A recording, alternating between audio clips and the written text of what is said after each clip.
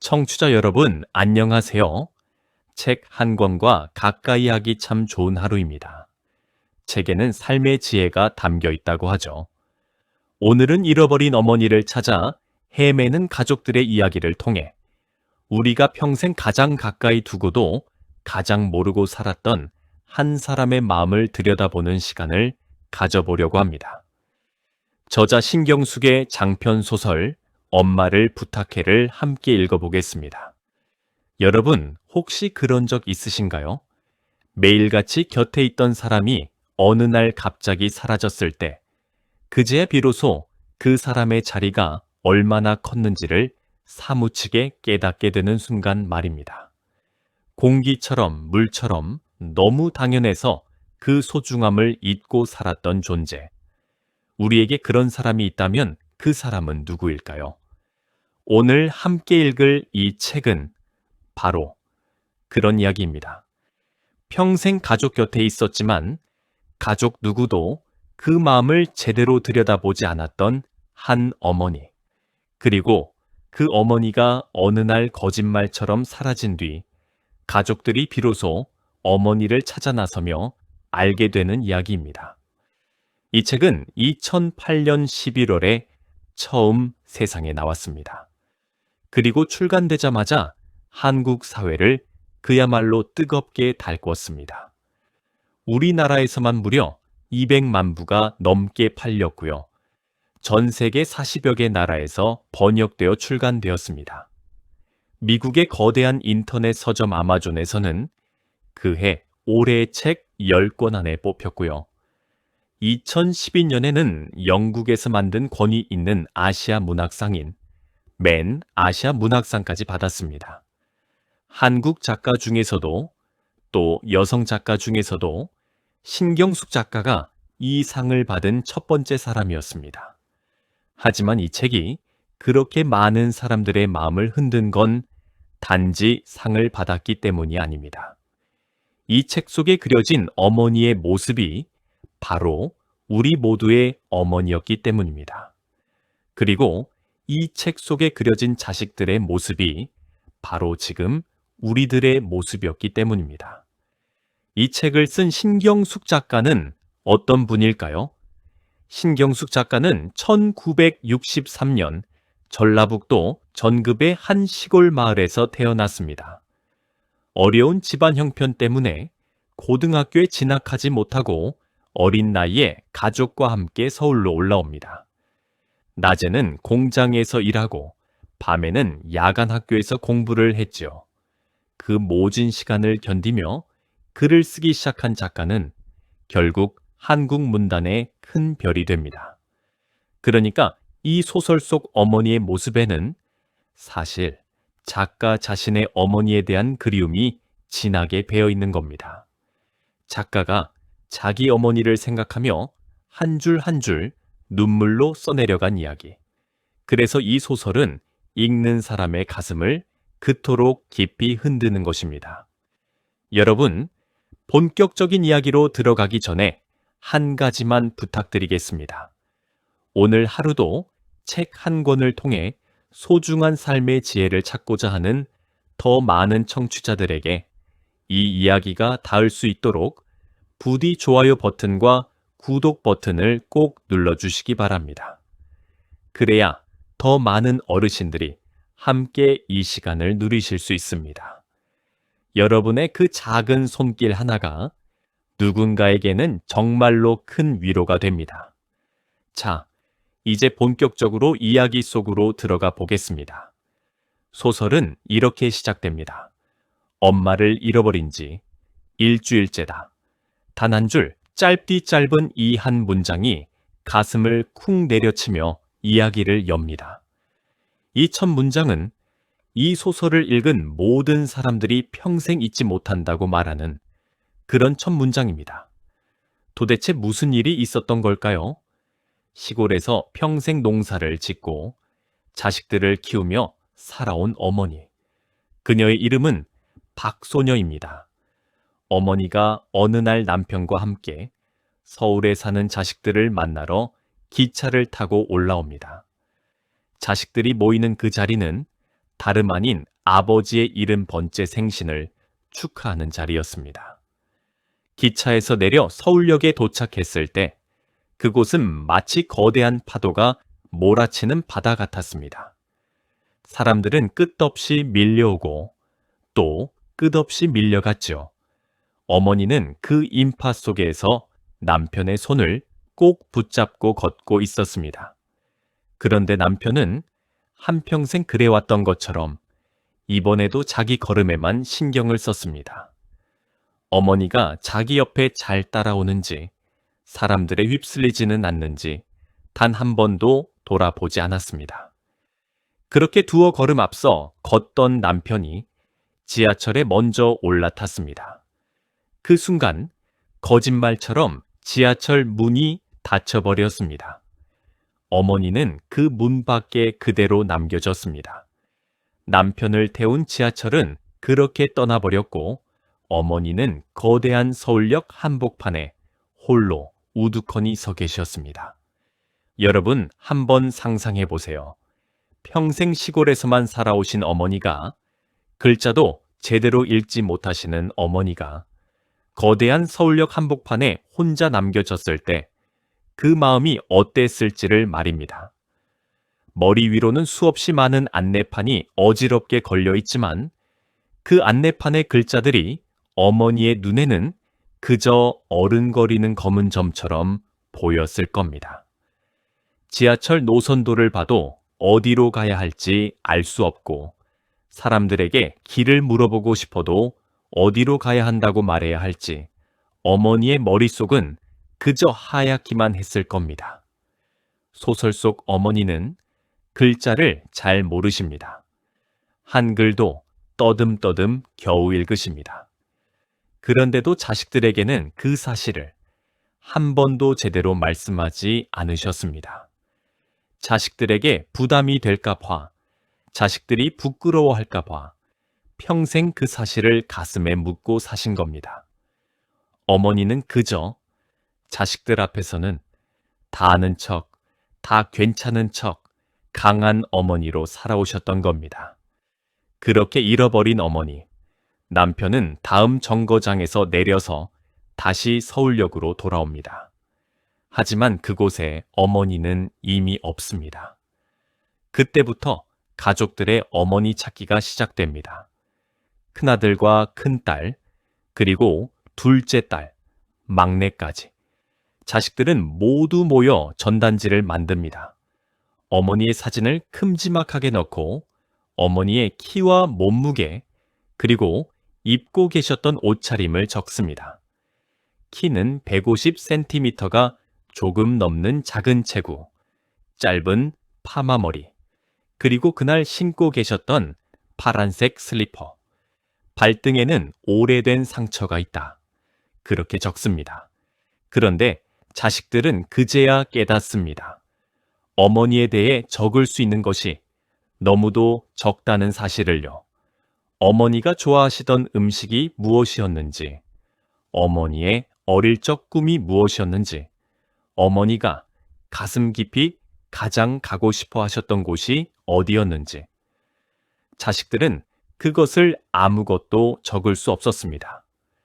평생 어머니 곁에서 살았으면서 어머니에 대해 아는 것이 거의 없었던 겁니다.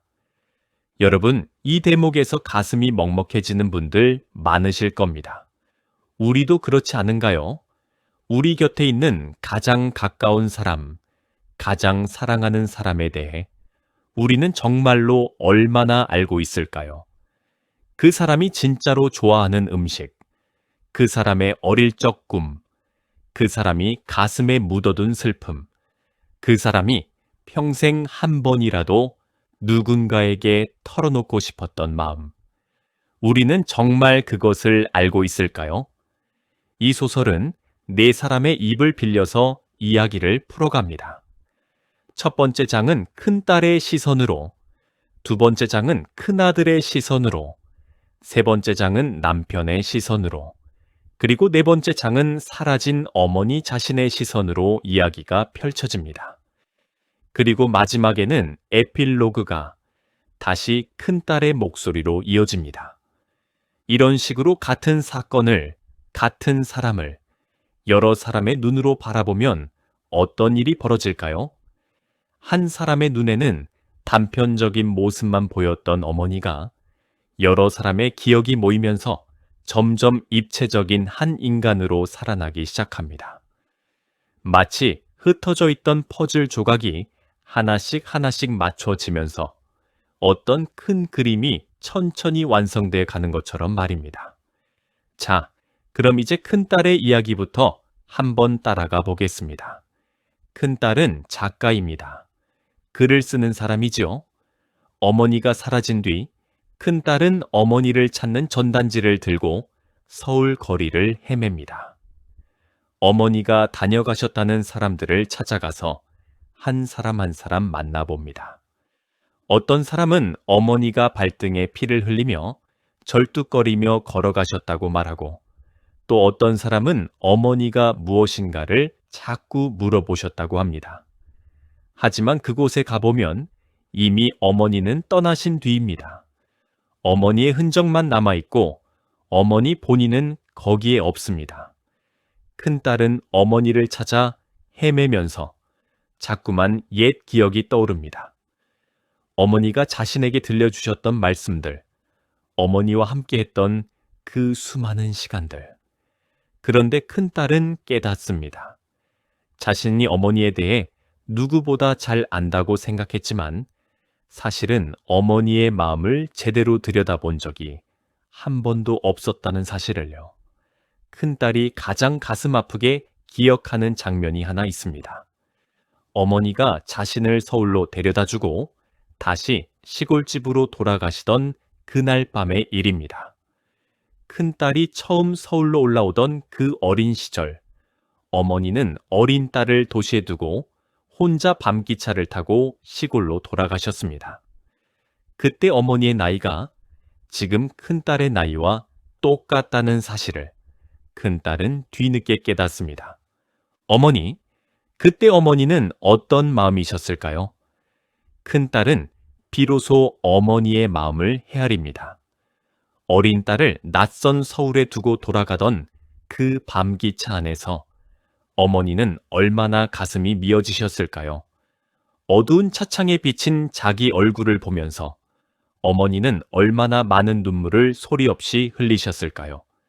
그 깊은 밤, 덜컹거리는 기차 소리만이 울려 퍼지는 그 차 안에서 어머니의 마음은 또 얼마나 시리셨을까요? 그제야 큰딸은 알게 됩니다. 어머니라는 사람은 처음부터 어머니가 아니었다는 사실을요. 어머니에게도 어린 시절이 있었고, 어머니에게도 꿈이 있었고, 어머니에게도 풋풋한 사랑이 있었다는 것을 말입니다. 어머니는 그 모든 것을 가슴에 묻고 단지 자식들을 위해서 평생 어머니로만 살아오셨던 겁니다. 여기까지가 큰딸의 이야기입니다. 이번에는 큰아들의 이야기로 넘어가 보겠습니다. 큰아들은 어머니가 가장 자랑스러워 하셨던 자식입니다. 시골 마을에서 처음으로 서울로 상경해서 대학을 나오고 좋은 직장에 다니게 된 큰아들. 어머니에게 큰아들은 단순한 자식이 아니었습니다. 어머니의 모든 소망과 꿈을 한 몸에 짊어진 존재였습니다. 큰아들은 어머니가 사라진 뒤 자신이 어머니에게 어떤 자식이었는지를 곰곰이 돌아보게 됩니다. 어머니는 자신을 위해서 모든 것을 다해 주셨지만 정작 자신은 어머니를 위해서 무엇을 해드렸는가? 어머니가 서울에 오시면 자기 집에 모셔와서 따뜻하게 대접한 적이 있었던가? 어머니가 무엇을 좋아하시는지, 어머니가 무엇을 드시고 싶으신지 한 번이라도 진심으로 여쭤본 적이 있었던가? 큰아들은 어느 날 문득 자신이 처음 직장 생활을 시작했던 그 동사무소를 떠올립니다. 그 동사무소의 숙직실, 좁고 누추한 그 작은 방. 그 방에서 어머니가 자신을 한번 찾아오신 적이 있었습니다. 큰아들의 졸업 증명서를 자신이 직접 들고 시골에서 기차를 타고 서울로 올라오신 어머니. 평생 처음으로 서울 땅을 밟으신 어머니는 그 동사무소 숙직실의 작은 이부자리 위에서 아들 옆에 누워 잠을 청하셨습니다. 그날 밤 어머니는 무슨 이야기를 하셨을까요? 어머니는 그 좁은 방에서 아들에게 이런저런 이야기를 들려주셨습니다. 시골집 마당에 있는 누렁이 강아지 이야기, 텃밭 한켠에 심어놓은 봉숭아 이야기, 우물가에 앉아 빨래하던 이야기, 그리고 가슴 한켠에 늘 묻어두고 사는 자식들 걱정 이야기. 어머니의 그 이야기들을 큰아들은 그때는 그저 무심하게 흘려보냈습니다. 일에 바빴고 미래에 대한 걱정으로 머릿속이 가득했으니까요. 그런데 어머니가 사라진 지금, 큰아들은 그 밤이 너무도 그리워집니다. 어머니가 자신의 옆에 누워서 들려주셨던 그 이야기들이 이제 와서 너무도 소중하게 느껴집니다. 하지만 이제 그 이야기를 다시 들을 수 있는 사람은 어디에도 없습니다. 큰아들은 통 안에 눈물을 흘립니다. 자신이 그동안 앞만 보고 달려오느라 가장 가깝고 소중한 어머니를 등한시했다는 사실을 깨닫고는 가슴을 칩니다. 어머니, 그때 더 자세히 여쭈어 볼 걸. 어머니, 그때 더 따뜻하게 손을 잡아드릴 걸. 어머니, 그때 어머니의 그 작은 어깨를 한 번이라도 더 안아 드릴 걸. 그런 후회가 큰아들의 가슴을 무너지게 합니다. 여러분, 어쩌면 우리 모두가 그런 자식이지 않을까요? 어머니가 살아계실 때는 어머니의 사랑을 그저 당연하게만 여기다가 어머니가 떠나신 뒤에야 비로소 그 사랑의 크기를 깨닫는 우리 모두 말입니다. 그리고 한편으로 청취자 여러분께서도 우리 자식들을 그렇게 키워오시지 않으셨나요? 자식들이 모르는 그 모든 희생과 헌신, 그것이 곧 부모의 길이라고 믿으시면서요. 자, 여기까지가 전반부 이야기입니다. 큰딸과 큰아들의 시선으로 바라본 어머니의 모습. 이 모습만으로도 우리는 이미 어머니라는 한 사람의 윤곽을 어렴풋이나마 짐작할 수 있게 됩니다. 자식들을 위해 모든 것을 바친 어머니. 자식들 앞에서는 늘 강하고 다 아는 척 하셨지만 사실은 글자도 잘 모르고 도시에서는 길도 잘 못 찾으셨던 어머니. 그렇지만 자식들에게는 단 한 번도 약한 모습을 보이지 않으셨던 우리 모두의 어머니입니다. 여러분, 다시 한번 부탁드리겠습니다. 오늘 하루도 책 한 권을 통해 소중한 삶의 지혜를 찾고자 하는 더 많은 청취자들에게 이 이야기가 닿을 수 있도록 좋아요 버튼과 구독 버튼을 꼭 눌러주시기 바랍니다. 여러분의 작은 손길이 누군가에게는 정말로 큰 위로가 될 수 있습니다. 이제 후반부 이야기로 넘어가 보겠습니다. 후반부에는 남편의 시선과 그리고 사라진 어머니 자신의 시선으로 이야기가 펼쳐집니다. 먼저 남편의 이야기입니다. 어머니의 남편, 즉 아이들의 아버지는 이 모든 사건의 한복판에 있는 사람입니다. 다른 누구도 아닌 바로 자신의 손을 놓쳐서 아내를 잃어버린 사람이니까요. 자식들의 슬픔과 고통도 컸지만 어쩌면 가장 큰 죄책감과 후회에 시달리고 있는 사람은 바로 이 남편일 것입니다. 남편은 어머니를 잃어버린 뒤 시골집에 홀로 남습니다. 평생 살아오던 그 집, 하지만 이제는 아내가 없는 그 텅 빈 집. 남편은 그 빈 집에서 비로소 깨닫게 됩니다. 자신이 평생 아내라는 존재를 얼마나 함부로 대해왔는지를 말입니다. 이 남편은 솔직히 말씀드리면 그리 좋은 남편은 아니었습니다. 한평생 밖으로만 돌아다녔고 살림은 모두 아내에게 떠넘기고 살았습니다. 심지어 다른 여자와 바람을 피운 일도 있었습니다. 아내가 어린아이들을 키우느라 고생할 때, 아내가 무서운 시집살이로 눈물을 흘릴 때, 이 남편은 자기 일과 자기 즐거움에만 빠져 있었습니다. 남편에게 아내는 그저 옆에 있는 사람 정도였습니다. 집안일을 해주는 사람, 자식을 키워주는 사람, 그저 그 정도였지요. 아내가 어떤 마음으로 살고 있는지, 아내가 어떤 꿈을 품고 있었는지, 아내가 어떤 슬픔을 가슴에 묻고 있는지, 그런 것은 남편이 한 번도 궁금해 본 적이 없었습니다. 그런데 이제 아내가 없습니다. 갑자기 사라져버린 아내. 남편은 그 빈집의 마루에 우두커니 앉아서 그동안 자신이 했던 모든 잘못들을 하나하나 되짚어 봅니다. 아내가 자신에게 어떤 존재였는지를 그제야 비로소 알게 됩니다. 아내는 자신에게 공기 같은 사람이었습니다. 너무 가까이 있어서 그 존재를 잊고 살았던 사람. 하지만 그 공기가 없으면 단 한순간도 살 수 없는 그런 사람이었던 겁니다. 남편은 아내를 찾아 거리를 헤맵니다. 자식들과 함께 전단지를 돌리고 아내가 다녀갔을 만한 곳들을 찾아다닙니다.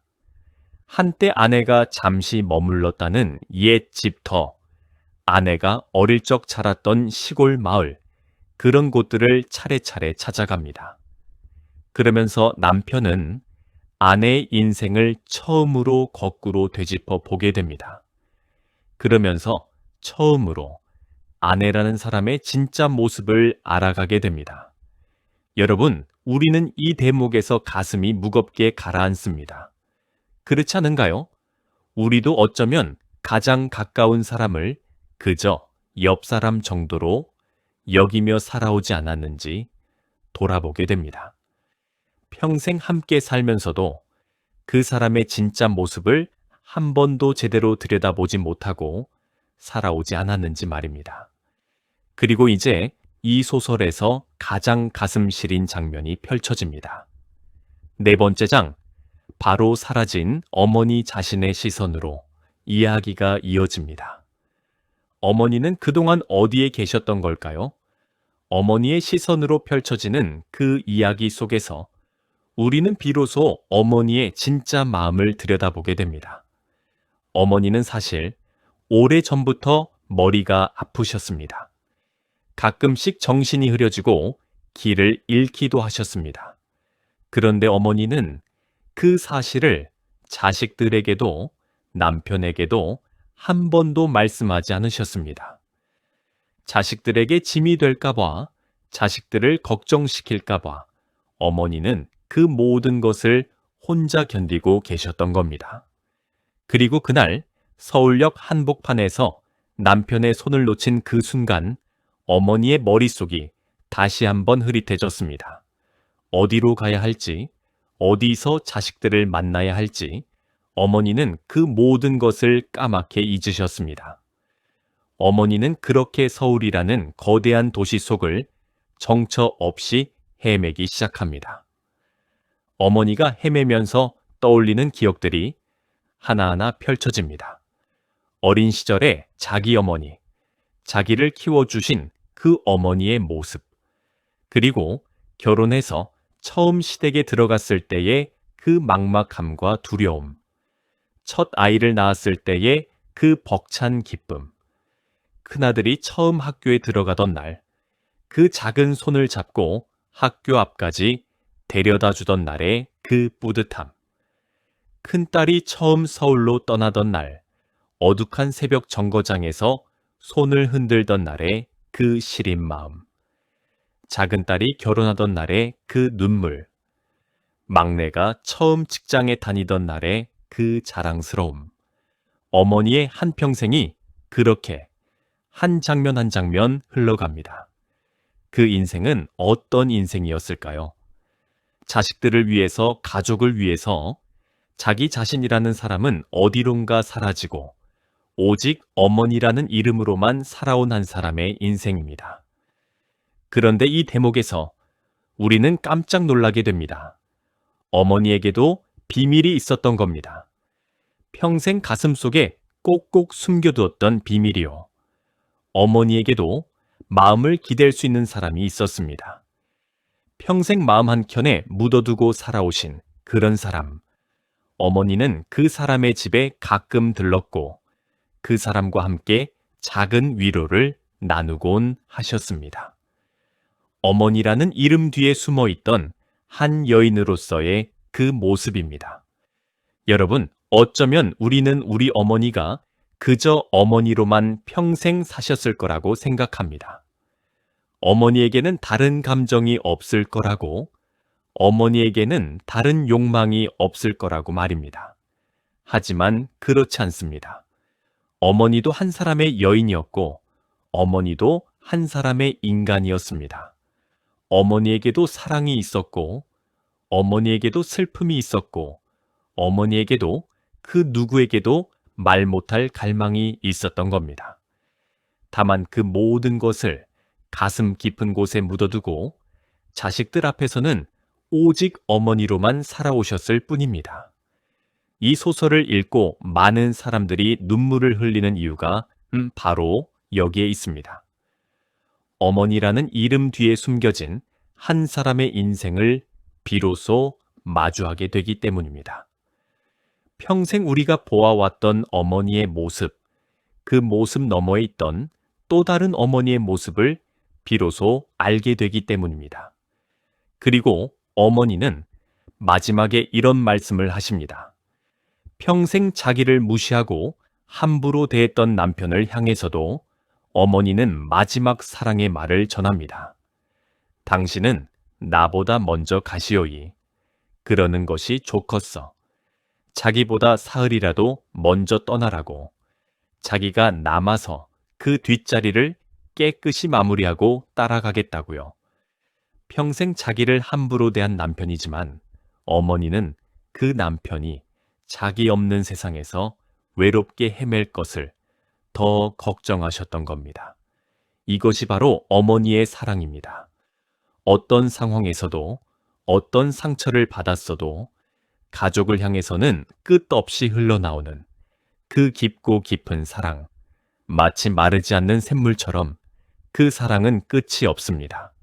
어머니는 또 이런 말씀도 하십니다. 큰 딸을 향해서 어머니가 양팔을 벌립니다. 그리고 큰 딸의 작은 발에서 파란 슬리퍼를 벗기고 그 두 발을 어머니의 무릎으로 끌어올리십니다. 어머니는 웃지 않으십니다. 또 울지도 않으십니다. 그저 묵묵히 평생 자신이 했던 그대로 그 일을 다시 한번 하실 뿐입니다. 그런 어머니의 모습 앞에서 큰 딸은 깨닫습니다. 자신에게도 평생 어머니가 필요했다는 사실을요. 자신은 이미 다 큰 어른이지만 그래도 여전히 어머니의 그 따뜻한 품이 필요한 한 명의 자식이었다는 사실을 말입니다. 소설은 마지막에 이런 장면으로 끝을 맺습니다.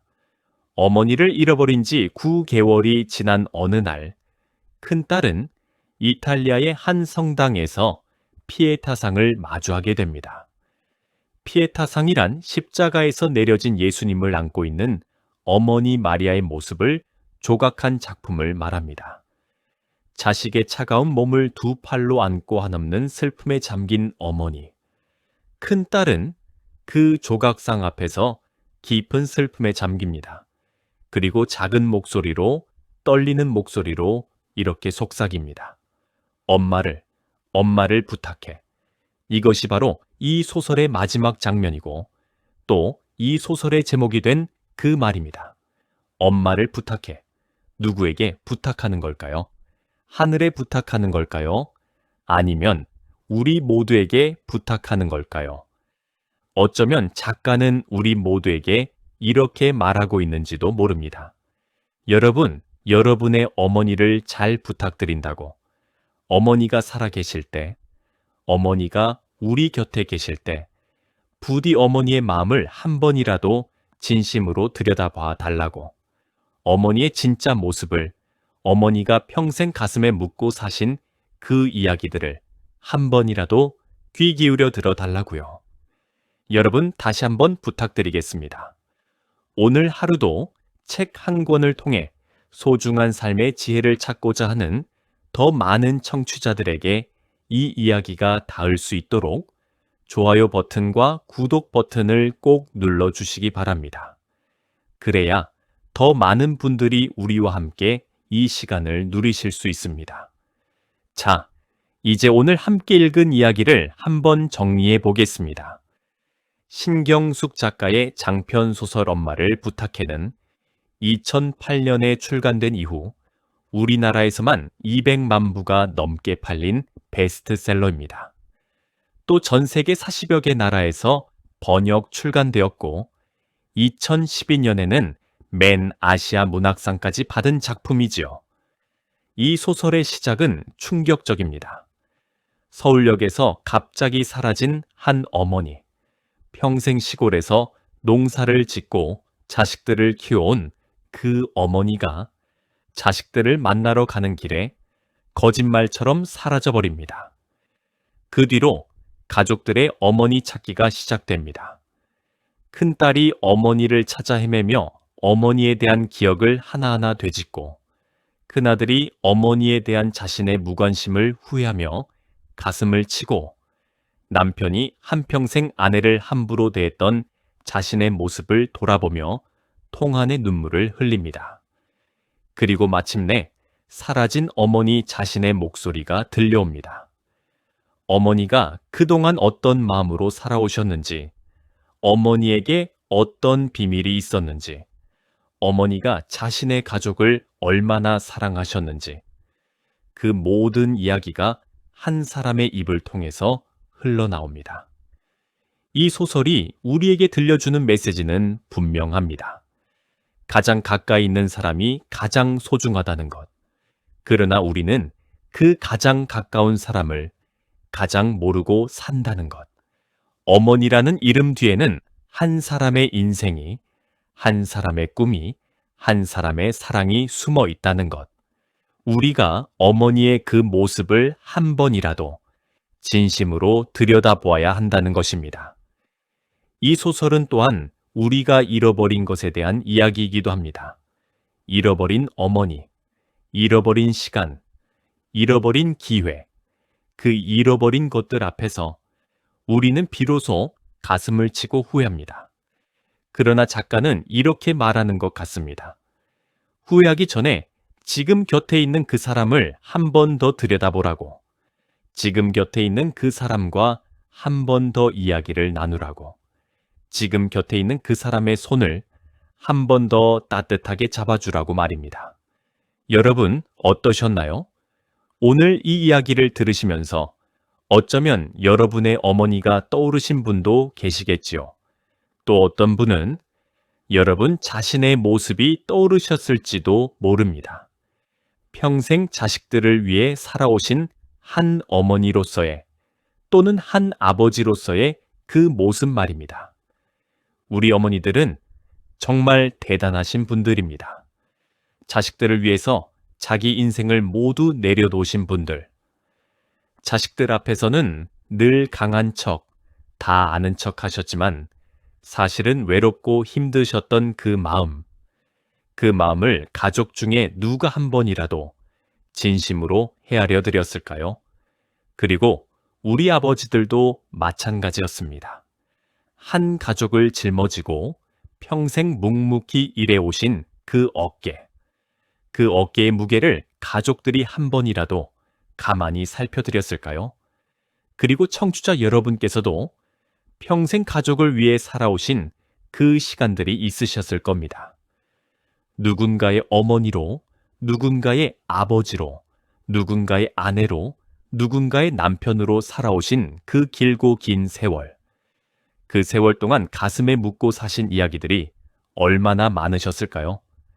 누구에게도 털어놓지 못하고 그저 혼자 사귀며 살아오신 그 모진 순간들이 또 얼마나 많으셨을까요? 오늘 이 책을 통해서 여러분 자신의 인생도 한번 돌아보시는 시간이 되셨길 바랍니다. 여러분이 살아오신 그 시간은 결코 사소한 시간이 아니었습니다. 누군가에게는 평생 잊을 수 없는 사랑의 시간이었고, 누군가에게는 평생 담고 싶은 모범의 시간이었습니다. 여러분의 그 시간 위에 지금의 가족이 있고 지금의 사회가 있는 것입니다. 그리고 한 가지만 더 말씀드리고 싶습니다. 이 소설 속 어머니처럼 우리도 가슴에 묻어둔 이야기들이 많으실 겁니다. 그러나 부디 그 이야기들을 너무 깊이 묻어두지만 마시고 가족들에게 한 마디씩이라도 들려주시기 바랍니다. 자식들에게, 손주들에게 여러분이 살아오신 그 이야기를 들려주십시오. 여러분의 그 한마디 한마디가 자식들에게는 평생 잊지 못할 보물이 됩니다. 그것이 바로 이 소설이 우리에게 가르쳐주는 가장 큰 지혜입니다. 어머니가 사라진 뒤에야 그 마음을 찾아 헤매지 말고 어머니가 살아계실 때 그 마음을 먼저 들여다보아야 한다는 것입니다. 오늘의 독서 여행 어떠셨어요? 삶을 통해서 몸으로 배워온 내 삶의 지혜를 다시 발견하실 수 있었나요? 책 한 권을 통해 삶의 지혜를 얻는 소중한 시간은 오늘도 계속됩니다. 청취자 여러분, 그럼 다음 시간에 또 뵙겠습니다.